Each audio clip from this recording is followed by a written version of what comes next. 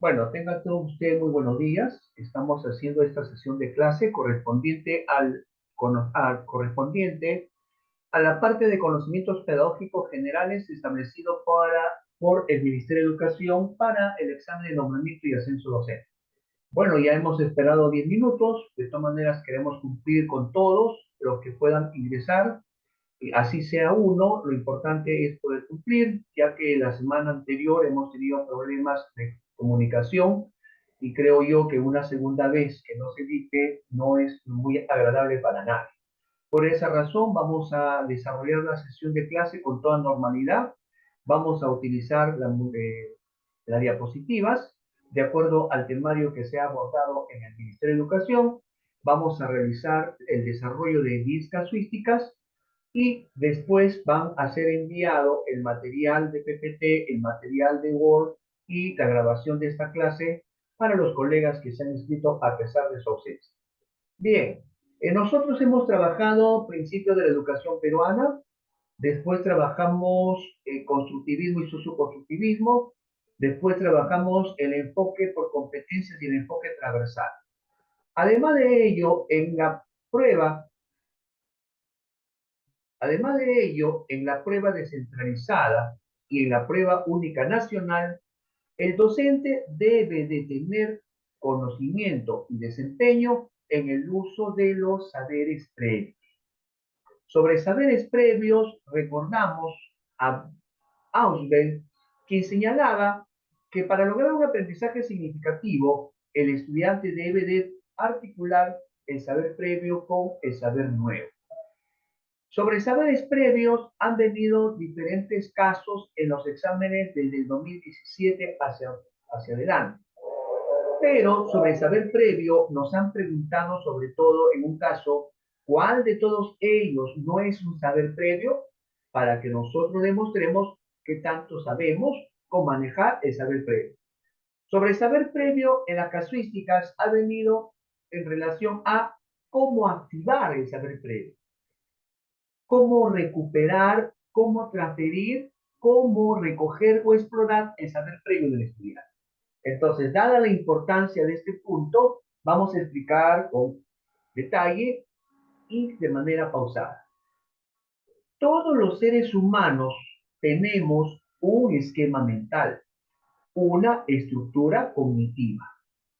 En la estructura cognitiva, en los esquemas mentales, está organizado todas las experiencias, todos los conocimientos, todos los saberes, todas las habilidades que poseemos hasta el momento en nuestra vida. Cuando nosotros asimilamos el mundo, lo hacemos desde nuestros saberes previos para poder encontrar una explicación del mundo. Por lo tanto, se llama saber previo a todo ese conocimiento que está en nuestro interior. Acá, por ejemplo, dice en la diapositiva, se entiende por saber previo a la información que sobre la realidad tiene una persona almacenada en la memoria. ¿Cómo trabajar con dichos saberes previos que por ende está en la estructura también del estudiante? Para trabajar con saberes previos, habiéndolos ya identificado, primero tenemos que activar el saber previo en el estudiante. Una vez que el estudiante activa su saber previo, ahora tenemos que lograr que haga una recuperación. ¿Para qué el estudiante hace la recuperación?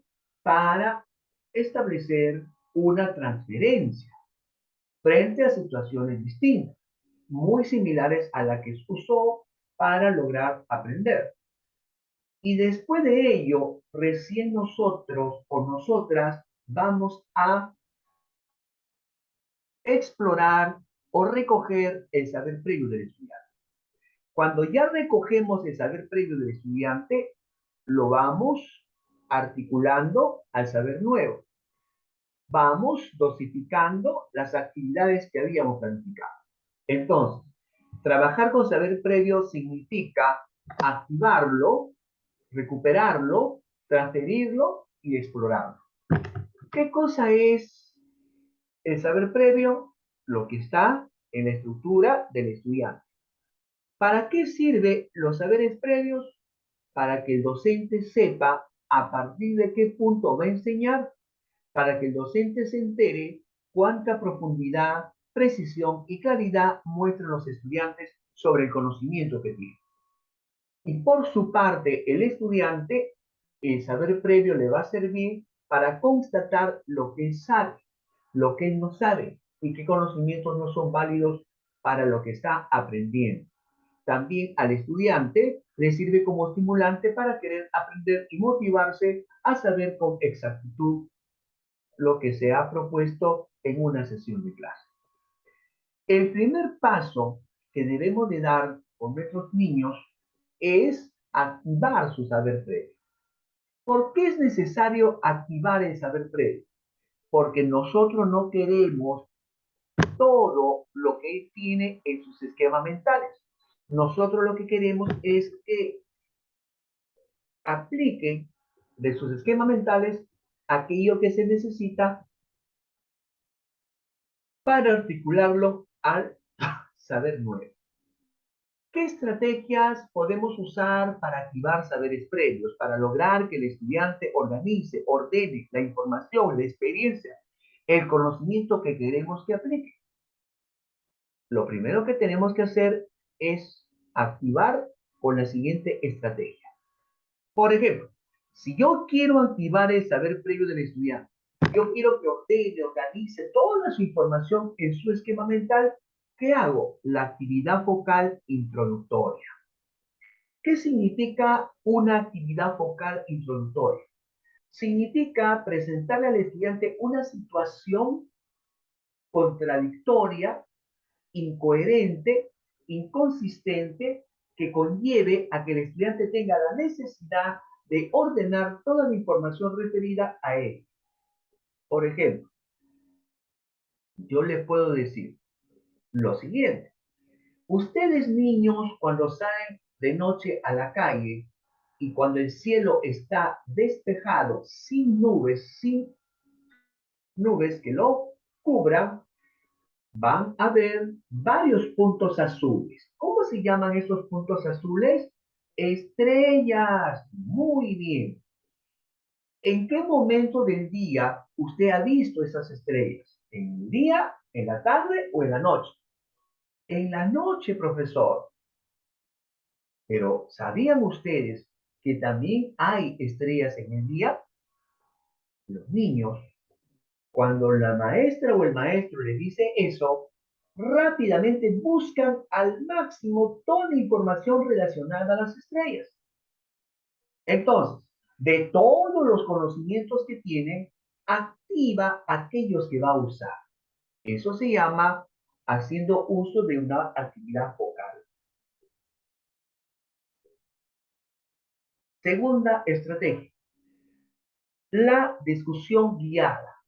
Es decir, el maestro o la maestra les plantea un tema, les plantea una situación y los estudiantes, en base a ese tema o situación, van expresando su conocimiento, su saber, pero antes, lógicamente, que han activado dicho saber previo.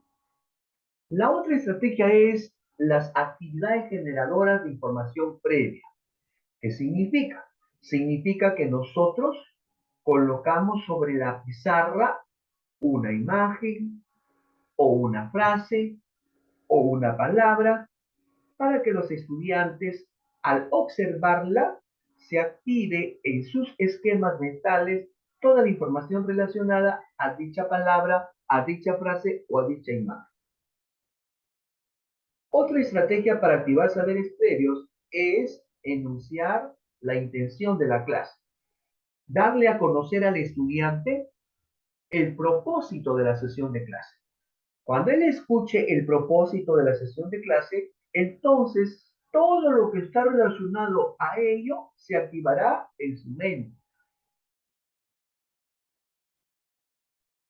Se activará en su estructura mental. Por ejemplo, yo coloco en la pizarra una frase. Solo la libertad alumbrará nuestro camino. El niño lee solo la libertad, libertad, camino, alumbrar. ¿Qué va a pasar en su mente? Toda la información relacionada a caminos, al alumbrar, a ello, se va a activar, se va a ordenar y se va a poner ahí al punto de salir al mundo.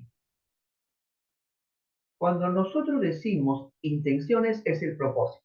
Por ejemplo, podemos decir, hoy aprenderemos a reconocer las partes de un cuento. Partes.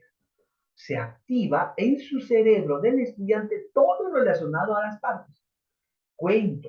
Se activa en el cerebro todo lo relacionado a cuento.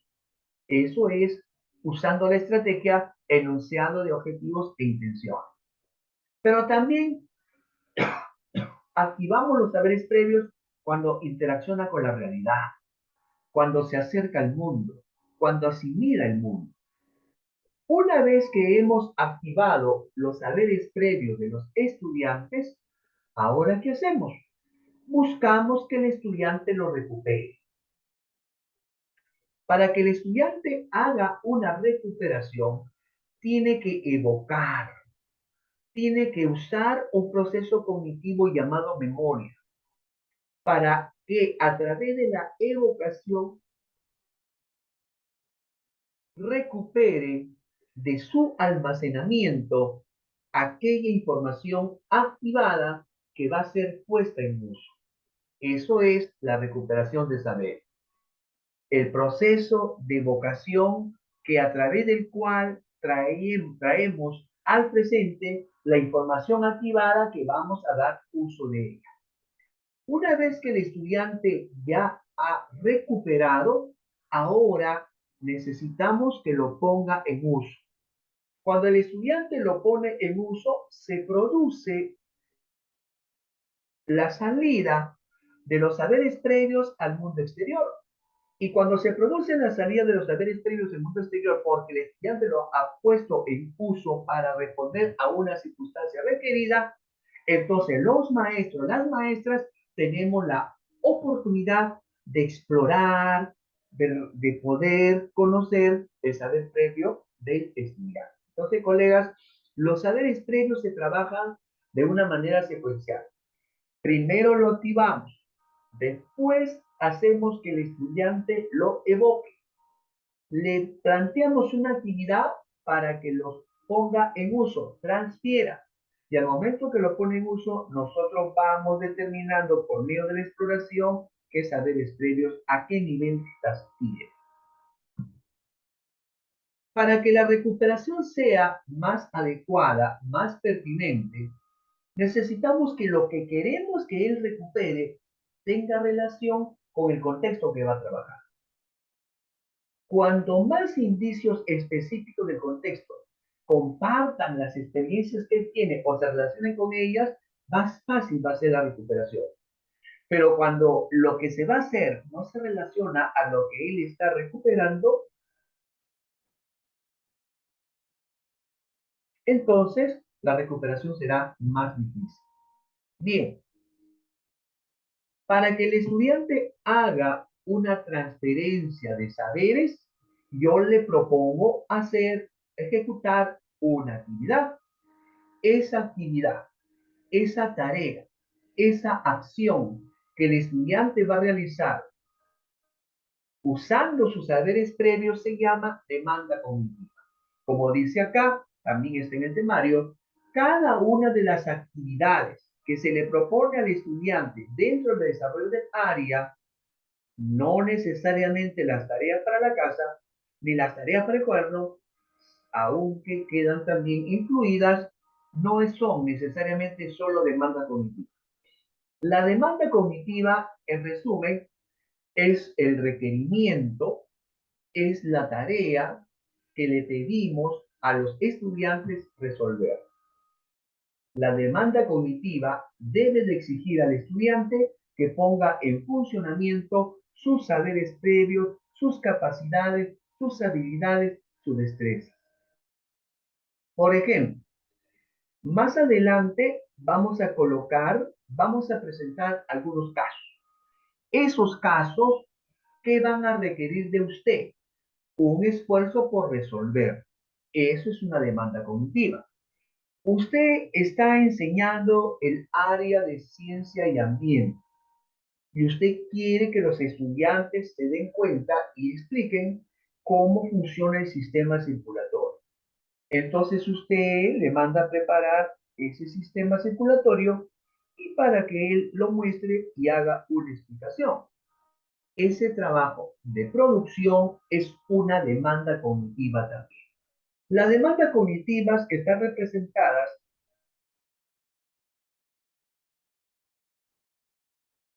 por tareas de alta demanda y tareas de baja demanda.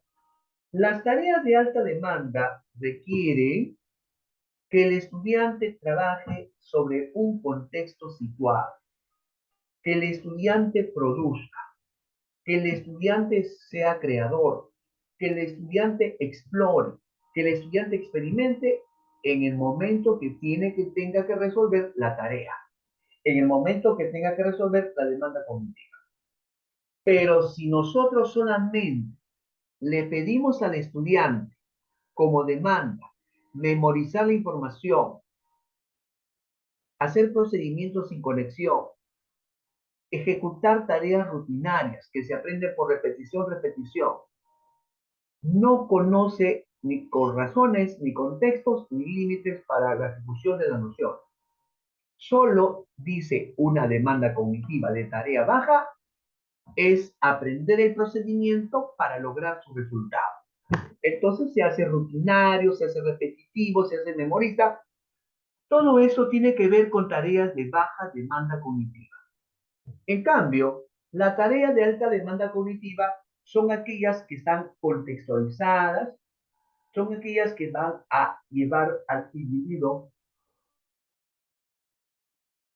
a explorar, a hacer procedimientos, a realizar situaciones matemáticas, con razonamientos más complejos y destrezas comunicativas.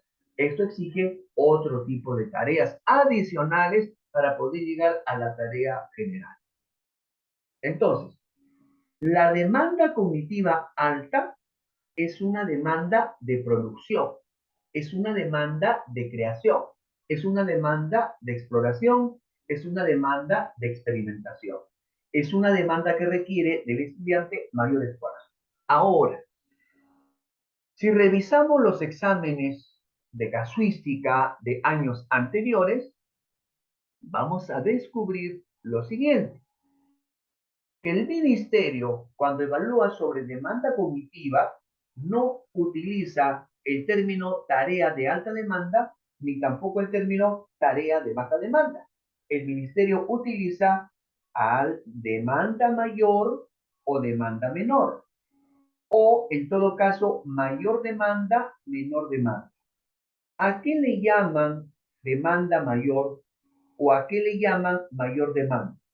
A la actividad, a la tarea, a la acción que requiere más esfuerzo, más procesos, más acciones para poder ser resuelta. A eso se llama tarea de demanda mayor. ¿Y a qué se llama tarea de demanda menor?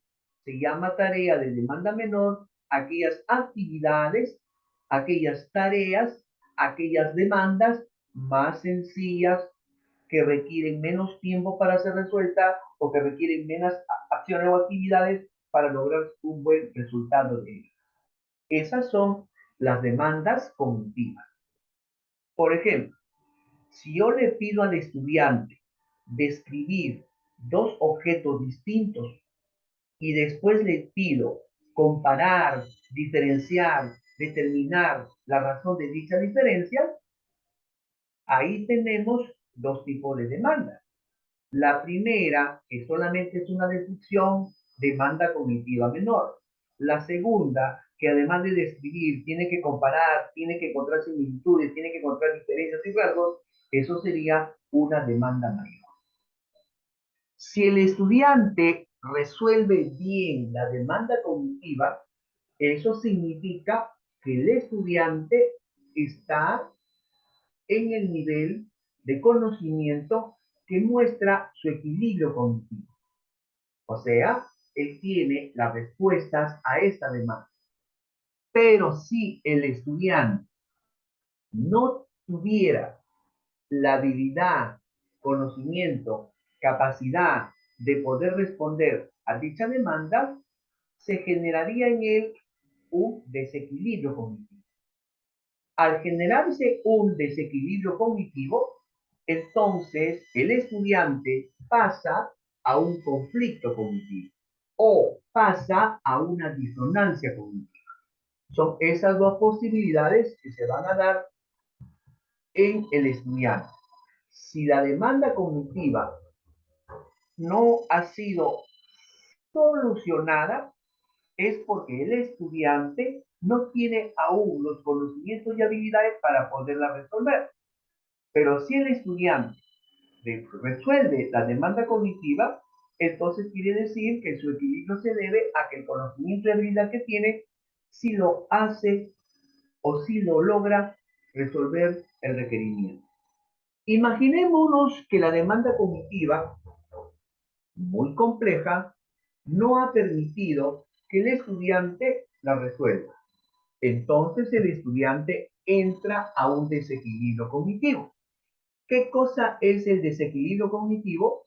El desequilibrio cognitivo es la presencia en el interior del estudiante de un conflicto cognitivo o una disonancia cognitiva. ¿Será lo mismo conflicto cognitivo que disonancia cognitiva? Es muy parecido en tanto que ellos demuestran desequilibrio, pero no es igual porque la diferencia entre ambos, la diferencia entre ambos está, la diferencia de ambos está en las contradicciones que se están generando.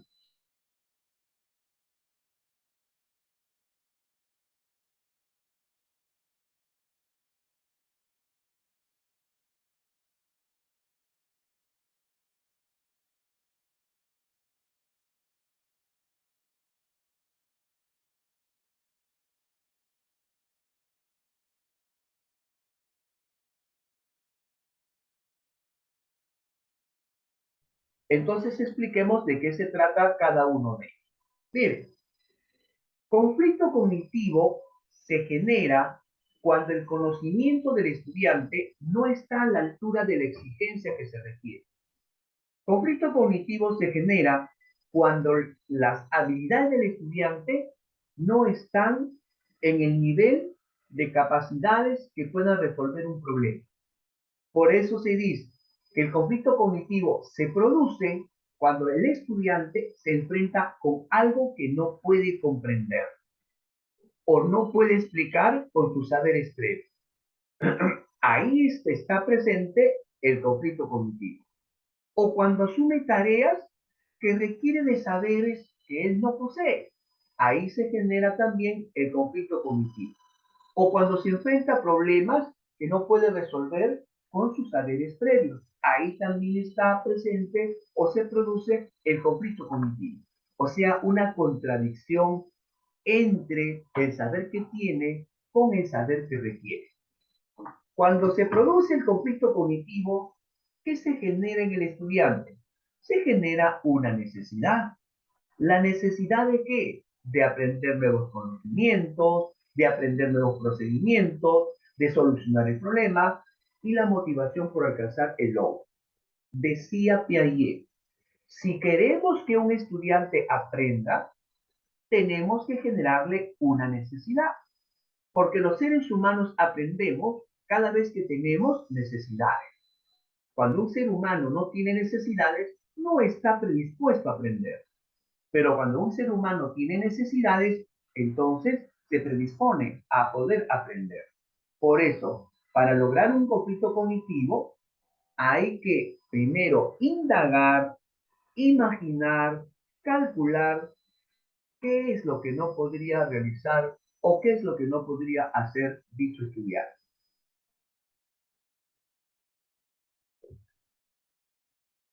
Lo que sí vamos nosotros a tener mucho cuidado es que para proponerle un conflicto cognitivo al estudiante, tenemos que estar seguros que debe estar motivado. Si el estudiante no estuviese motivado, entonces el conflicto cognitivo no sería tan beneficioso. ¿Por qué no sería tan beneficioso? Porque al no estar motivado, ante la dificultad que le presentamos, puede retirarse del proceso de aprendizaje. Por esa razón se recomienda, se sugiere que nosotros nos aseguremos primero que el estudiante esté motivado para que al producirse el conflicto cognitivo ellos puedan presentar la necesidad de aprender.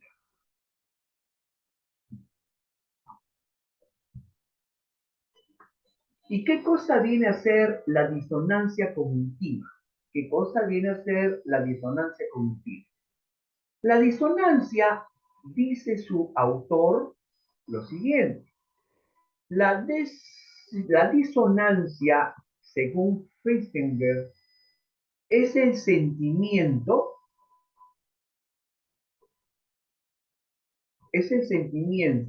de desequilibrio que presenta una persona, es el sentimiento de desequilibrio que presenta una persona cuando se ven haciendo cosas que no encajan en sus conocimientos o dando opiniones que no casan en otras situaciones u opiniones que mantiene. ¿Qué quiere decir eso? Que una persona está en disonancia cognitiva cuando las ideas que tiene no van de acuerdo a las acciones que hace o cuando las acciones realizadas no van de acuerdo al pensamiento que posee. Ahí se produce una disonancia cognitiva. Por ejemplo, hay un niño que forma parte de un aula. Este niño que forma parte de un aula sale al recreo habiendo aprendido que las mujeres y los varones, los niños y las niñas, son importantes para la vida. Por lo tanto, ambos se tienen que respetar. Eso es lo que se aprendió en el día. Pero estando en pleno recreo, este pequeñito golpea sin querer o querer a su compañera Pamelita. Pamelita, ante ese hecho, rápidamente entra al aula y se queja con el maestro o la maestra de que el pequeño la ha golpeado. El maestro o maestra hace llamar al pequeñito. Entra al aula de clase y el maestro le pregunta, ¿tú crees que las mujeres y los varones tienen iguales derechos? Sí, profesor, así lo hemos aprendido. Las mujeres y los varones tienen los mismos derechos. Y por lo tanto, ¿hay que respetarnos siempre? Sí, profesor, hay que respetarnos. Eso es lo que tú piensas, ¿verdad? Sí, eso es lo que yo pienso. Muy bien. Si tú piensas que los varones y las mujeres nos tenemos que respetar, cuidar, salvaguardar, tratarnos bien, ¿por qué has golpeado a tu compañera? ¿Qué se ha presentado en ese escenario? Una contradicción entre la acción y la actividad. Perdón, entre la acción y las ideas. ¿A eso cómo se llama? A eso se llama disonancia cognitiva. Esa es la disonancia cognitiva. Entonces, colegas, los saberes previos son todos aquellos conocimientos, habilidades que tenemos en los esquemas mentales, en las estructuras cognitivas. Y lo vamos a ir poniendo uso cada vez que retiramos de ellos. La demanda cognitiva es el requerimiento o tarea que exigimos al estudiante realizar, que exigimos al estudiante ejecutar. Si la demanda cognitiva ha sido resuelta adecuadamente, el estudiante está demostrando su equilibrio cognitivo. Pero si la demanda cognitiva no ha sido resuelta adecuadamente, es porque se ha generado en el estudiante una disonancia o un conflicto cognitivo. El conflicto cognitivo, ¿cómo se trabaja? ¿Cómo se articula en el aula de clase? Bueno, el conflicto cognitivo se coloca en el aula de clase, por ejemplo, cuando planteamos la problematización. Recordarán ustedes que toda sesión de clase tiene tres momentos: inicio, desarrollo, cierre. En el inicio se trabajan algunos procesos: motivación, saber previo, problematización y propósito. Y ahí en la problematización, ahí aparece el conflicto cognitivo. El conflicto cognitivo entonces es aquel reto, desafío, problema que presentado en la situación significativa de nuestra experiencia o unidad de aprendizaje es articulado en el aula de clase como problematización. Es ahí, en la problematización, donde solamente se presenta el conflicto cognitivo. Bueno, en la problematización es el reto, desafío a lograr. Pero también a lo largo del proceso de desarrollo del aprendizaje, los conflictos cognitivos van presentando y van siendo resueltos. Porque así podríamos demostrar que el grado de aprendizaje va en aumento, va en aumento, va en aumento, va en aumento, resolviendo actividades que antes no se resolvían como ahora, ya para alcanzar el aprendizaje. Eso es en cuanto al conflicto cognitivo. Entonces, ya sabemos ahora que el conflicto está presente en la problematización. Y en cuanto a la demanda cognitiva, ¿en qué momento de la clase se presenta? Cada vez que los maestros o las maestras vamos proponiendo a los estudiantes realizar una actividad, realizar una tarea. No solamente aquella que se deja para la casa, sino también aquella que se trabaja en el aula. Las demandas cognitivas tienen una intención: prepararlo, animar al estudiante a que se inserte en el desarrollo de la vida. Entonces, está la definición de demanda, disonancia, conflicto, que siempre lo vamos a hacer en el aula de clase. Estos temas, ¿cómo los voy a encontrar en las casuísticas del examen de diciembre para nombramiento o para de enero para ascenso? ¿Cómo lo voy a encontrar? Mire, en el caso de los saberes previos, usted lo va a encontrar con una premisa que busca que se marque cuál de ellas es el saber previo.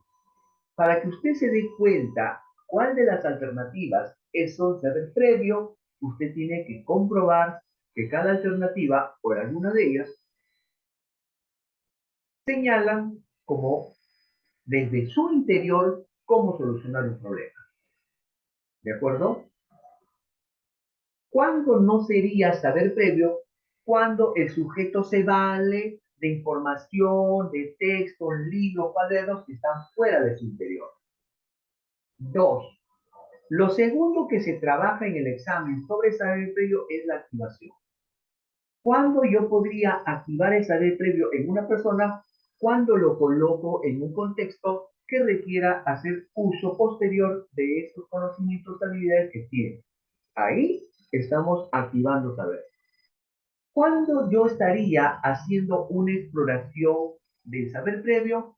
Cuando toma contacto el saber previo que él posee con usted que lo está recogiendo. Tercero, ¿en qué momento del examen o en qué circunstancia del examen de casuística podría encontrar una pregunta de demanda cognitiva? Lo va a encontrar cuando le pidan marcar lo que significa demanda mayor o lo que significa demanda menor. Esas son las preguntas de casuística que han tenido en cuanto a demanda.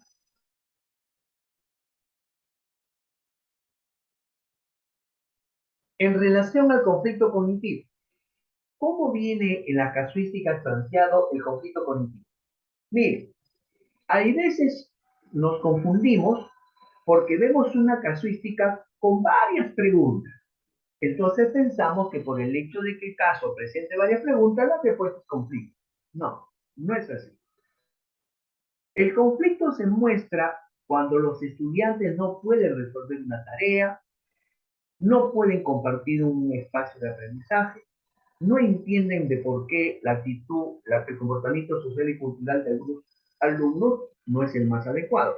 Cuando no encuentra explicación, cuando no se sabe desenvolver frente a los demás, entonces eso significa que el estudiante está en conflicto contigo. Vamos al primer caso. A ver, vamos por acá. ¿Qué dice el primer caso? Dice así: en una institución educativa de la costa norte del país, el docente reflexiona con sus estudiantes de sexto grado sobre la preservación de los recursos naturales para la sostenibilidad de la nueva generación.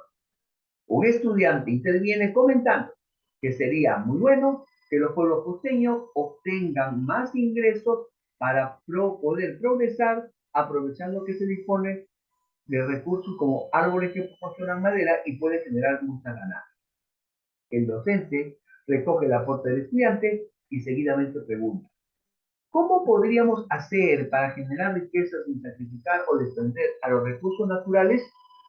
A partir del caso presentado, se puede afirmar que a partir de la pregunta del alumno y la creatividad del docente para adecuarla al tema a estudiar, se ha permitido promover principalmente ¿qué? A ver, ¿qué se ha permitido promover acá? Un estudiante interviene comentando que sería muy bueno que los pueblos costeños obtengan más árboles. Podría ser que proporcionan madera y pueden generar muchas ganancias. El docente dice, recoge el aporte del estudiante y pregunta: ¿cómo podríamos hacer para generar riqueza sin sacrificar o depredar los recursos naturales? A partir del caso presentado, se puede afirmar que a partir del caso presentado, se puede afirmar que a partir de la pregunta del alumno y la creatividad del docente para adecuarla al tema a estudiar, se ha permitido promover principalmente que un recojo o activación de saberes, un propósito u organización, una problematización o procesos metacognitivos para autorregular su aprendizaje. Si el docente pregunta cómo podríamos hacer para generar riqueza sin sacrificar o depredar los recursos naturales, eso lleva a que el estudiante haga un proceso de autorreflexión. Y ese proceso de autorreflexión va a permitirle lograr niveles de conciencia de lo que está aprendiendo. O sea, es un proceso metacognitivo para autorregular su propio aprendizaje. Es lo que se ha hecho con el estudiante, ejecutar un proceso metacognitivo. ¿Qué cosa es la metacognición? Es el conocimiento del cómo conocemos, es el descubrir cómo aprender en el desarrollo de nuestra presencia en la escuela. Alternativa C, el caso 1. Caso 2.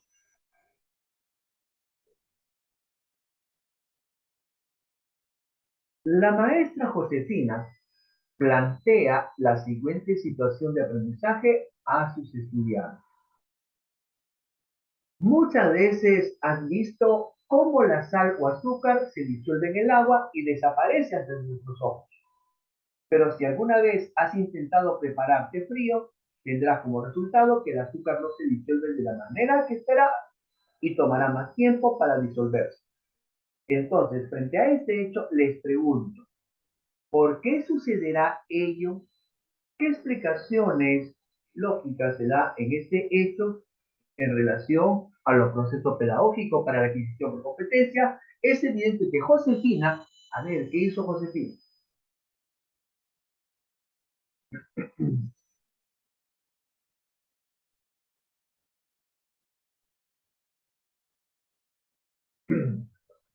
¿Por qué?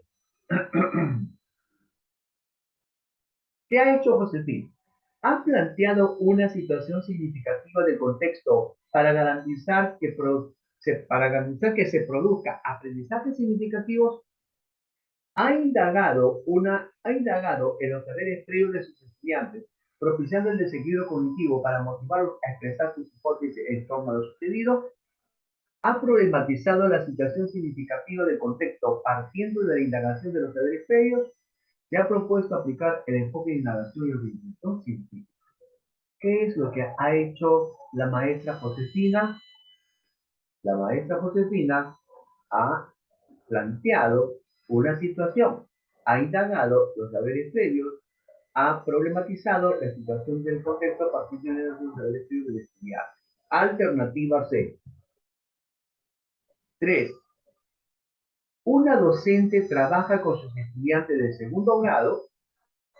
Una docente trabaja con sus estudiantes de segundo grado de primaria la relación entre luz y sombra. ¿Cuál de las siguientes actividades es pertinente para generar el conflicto cognitivo en los estudiantes en relación al tema? Pedirle que se muevan por el aula, identifiquen en qué lugares hay sombra. Perfecto.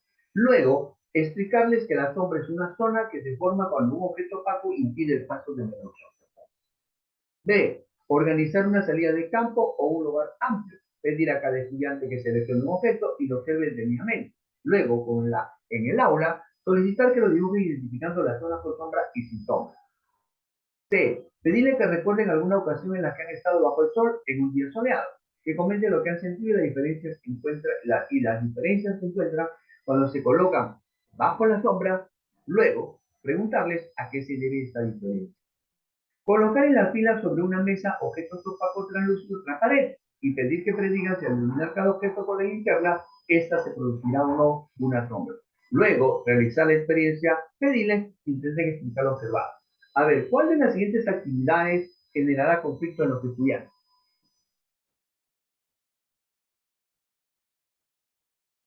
Colocar en fila sobre una mesa, objetos opacos translúcidos y transparentes y pedirles que predigan si al iluminar cada objeto con la linterna, esta producirá o no una sombra. Luego de realizar la experiencia, pedirle que intenten explicar lo observado. Alternativa D.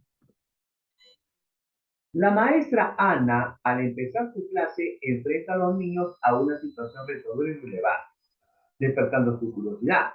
La maestra conoce bien las características de sus niños, su contexto de vida, sus intereses y dificultades, lo que le permite elegir mejor su propuesta. ¿Qué proceso pedagógico promueve Ana?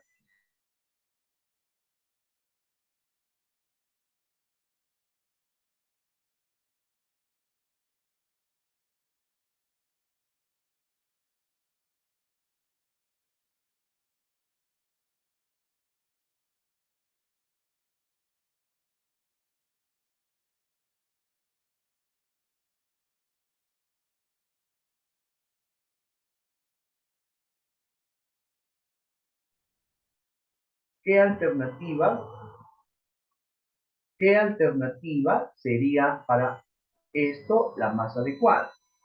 ¿Qué ha hecho la maestra? Ha propuesto una situación retadora, una situación relevante. Ha despertado la curiosidad. Ella conoce bien las características de sus niños. Ella conoce bien el contexto de vida, sus intereses y dificultades que le permite elegir mejor su propuesta. ¿Qué proceso pedagógico promueve Ana? Bueno, si Ana va a enfrentar a los niños a una situación retadora y relevante, es porque Ana les está proponiendo una problematización que sea de interés, que despierte curiosidad y que vaya de acuerdo a sus características y su contexto de vida. La problematización al establecerse, Ana posteriormente expondrá sus propósitos y también sus criterios evaluativos. Alternativa, letra B. Caso 5. Al iniciar la clase de matemática, el docente les plantea un problema que tiene una sola variable por encontrar, variable X. Todos los estudiantes lo resuelven afirmando que era muy fácil, pero luego el profesor plantea un problema matemático con dos variables, X y Y. Los alumnos afirmaron que el problema era muy difícil y que no sabían cómo resolverlo. Ante esta situación, se está produciendo una motivación intrínseca, una recuperación de saberes, un conflicto cognitivo o una demanda cognitiva.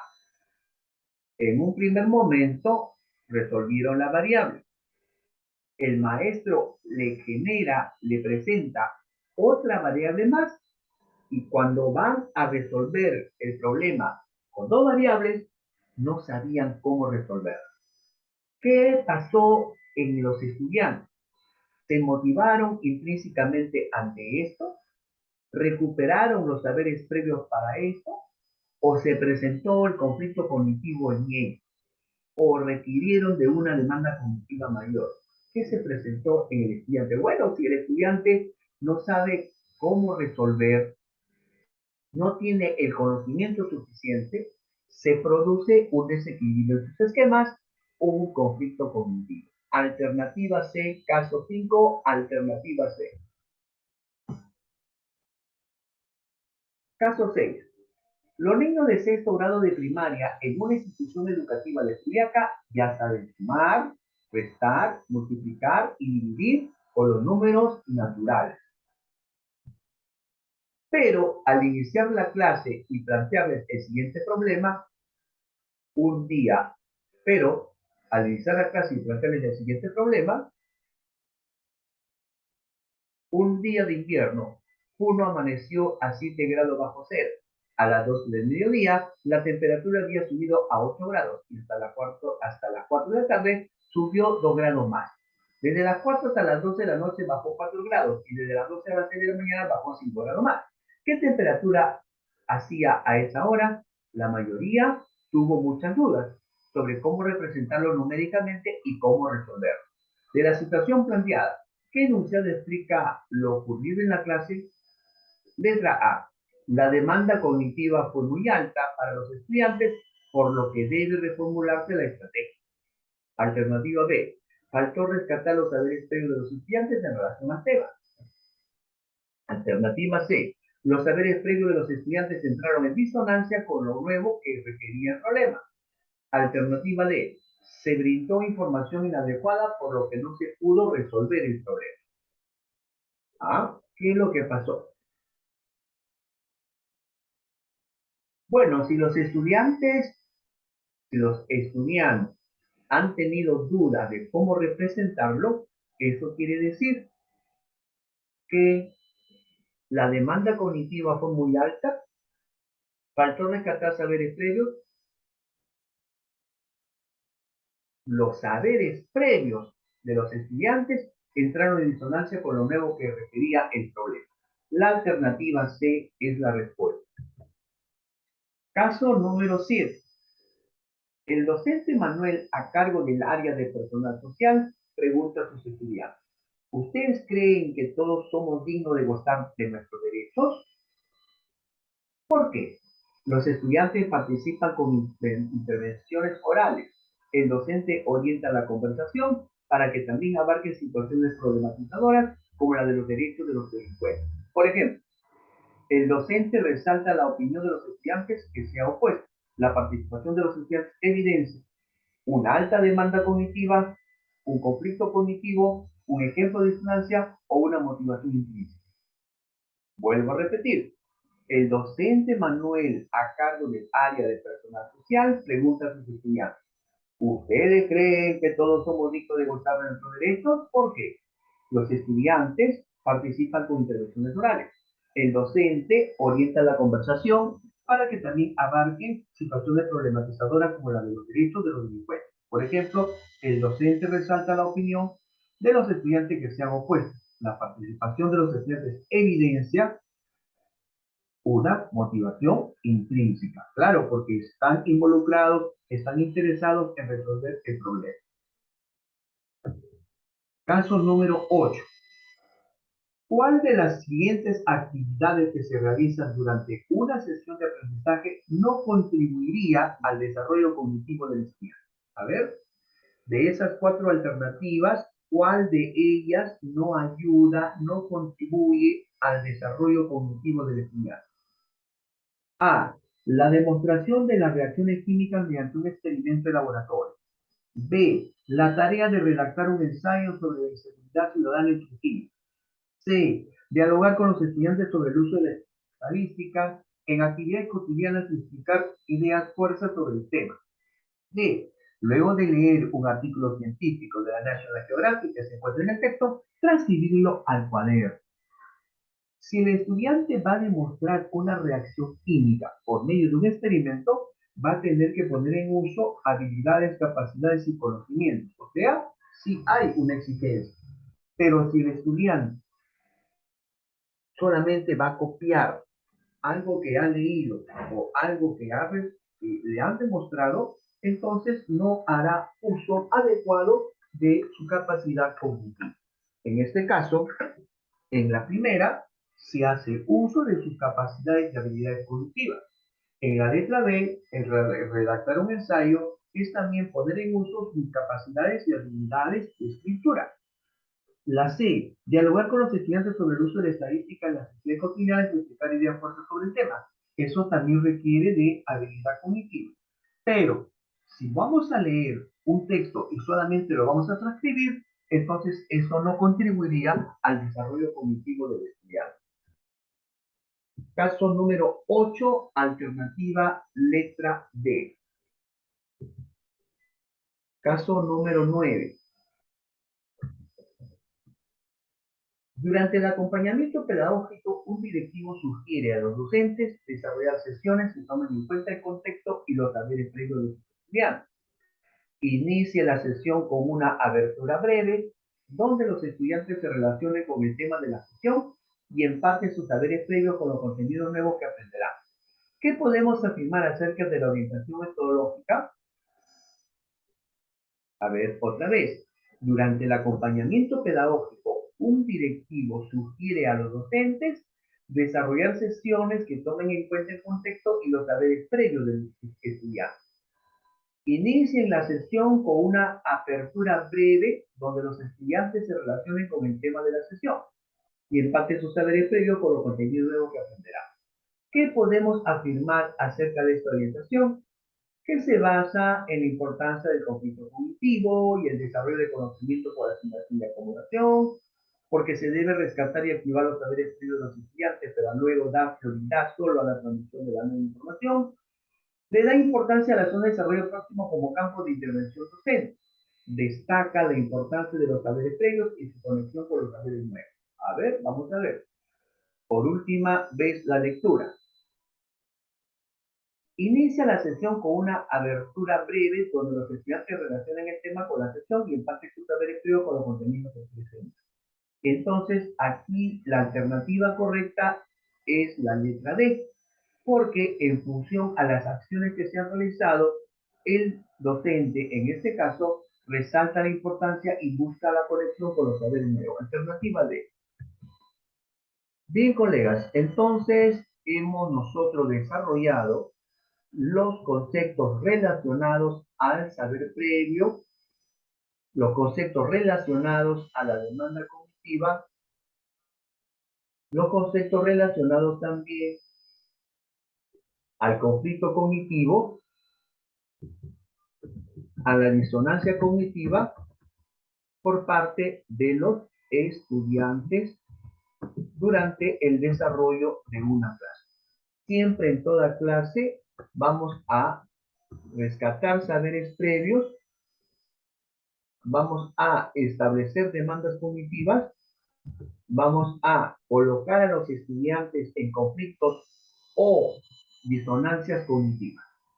Pero hay que recordar siempre que el conflicto cognitivo es un desequilibrio que ocurre en la mente del estudiante. La disonancia cognitiva también es un conflicto, perdón, es un desequilibrio que se genera en la estructura mental del estudiante. Pero además hay que considerar que hay una cierta diferencia. Y la diferencia está en el sentido de la contrastación entre idea y acción, en el caso de la disonancia, entre ideas que se tiene y las ideas que se necesitan en el caso del conflicto cognitivo. Recordar siempre que antes de generar el conflicto cognitivo hay que nosotros despertar el interés de los estudiantes. Bien, además de estos puntos importantes, también tenemos otros aspectos más a trabajar, como son los procesos auxiliares del aprendizaje. Los procesos auxiliares de aprendizaje complementan el desarrollo del aprendizaje de los estudiantes. Entre ellos tenemos, por ejemplo, la atención, la recuperación de saberes, la motivación, la transferencia y el andamiaje. Esto ya lo veremos en otra sesión de clase. Gracias, buenos días.